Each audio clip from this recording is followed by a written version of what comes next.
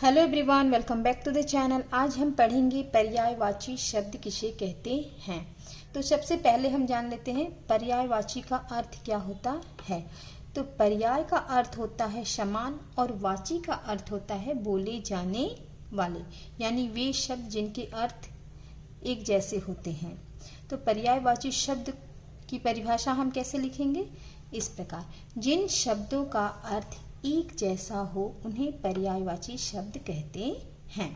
समान अर्थ वाले शब्दों को हम समानार्थी शब्द भी कहते हैं, यानी कि जिन शब्दों का अर्थ एक जैसा होता है, एक जैसा हो, उन्हें ही हम पर्यायवाची या समानार्थी शब्द कहते हैं। पर्यायवाची शब्दों के अर्थ में समानता होते हुए भी इन शब्दों की विशेषताएं और भाव भिन्न होते हैं। जैसे देखिए कमल, कमल का पर्यायवाची शब्द क्या है, जलज, नीरज, सरोज, पयोज आदि। तो यहाँ पे देखिए जैसे कमल का पर्यायवाची जलज है।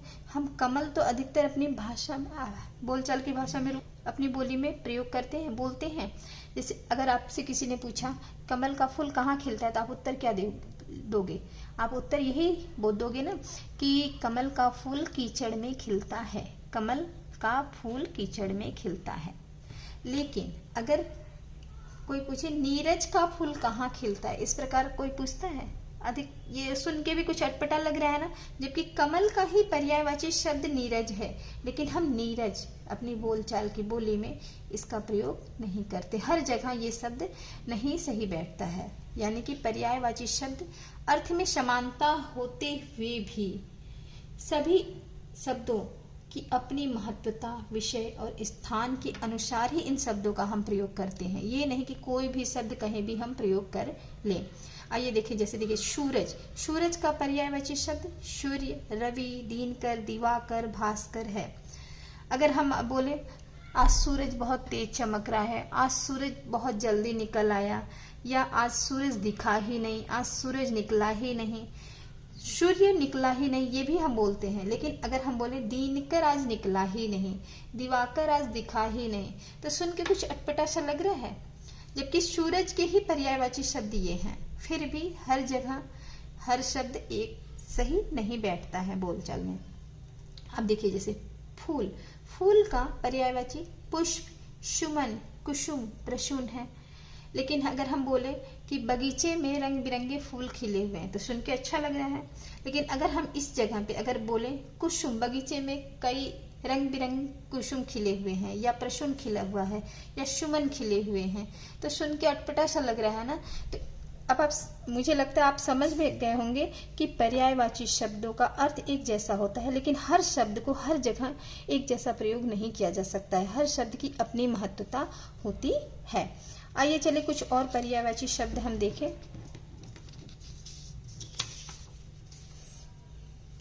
पानी, पानी का पर्यायवाची क्या है, जल, नीर, वारी, अम्बु।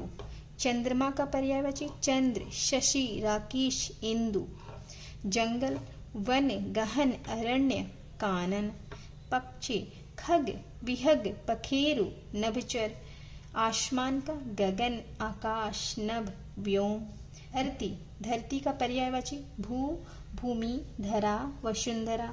बादल, मेघ, घन, जलद, वारिद। रात का रात्रि, निशा, रजनी, यामिनी। कुछ और पर्यायवाची शब्द देखते हैं। जैसे देखिए उपवन, उपवन का उद्यान, बाग, बगीचा, वाटिका। दीन, दिवस, वार, दिवा, वाशर। संसार का लोक, दुनिया, जग, विश्व। हवा, पवन, वायु, समीर, मारुत। पर्वत, पहाड़, गिरी, अचल, नग। उन्नति, प्रगति, विकास, उत्थान, तरक्की। शिक्षक, गुरु, अध्यापक, आचार्य, उपाध्याय। घर, गृह, सदन, भवन, आवास। तो ये हुए कुछ पर्यायवाची शब्द, इनका आप घर में अभ्यास करिए। आई होप इस वीडियो के माध्यम से आप समझ गए होंगे कि पर्यायवाची शब्द और समानार्थी शब्द एक ही होते हैं। और पर्यायवाची शब्द की परिभाषा हम कैसे देंगे? जिन शब्दों का अर्थ एक जैसा होता है या एक जैसा हो, उन शब्दों को ही हम पर्यायवाची शब्द कहते हैं। और पर्यायवाची शब्द की महत्वता क्या है, कैसे हम इन शब्दों का उपयोग या प्रयोग करते हैं अपनी बोलचाल की भाषा में, ये भी इस वीडियो के माध्यम से आप समझ गए होंगे। आई होप ये वीडियो आपको अच्छा लगा होगा। वीडियो अच्छा लगा तो चैनल को लाइक शेयर सब्सक्राइब करना ना भूलें। Thanks for watching.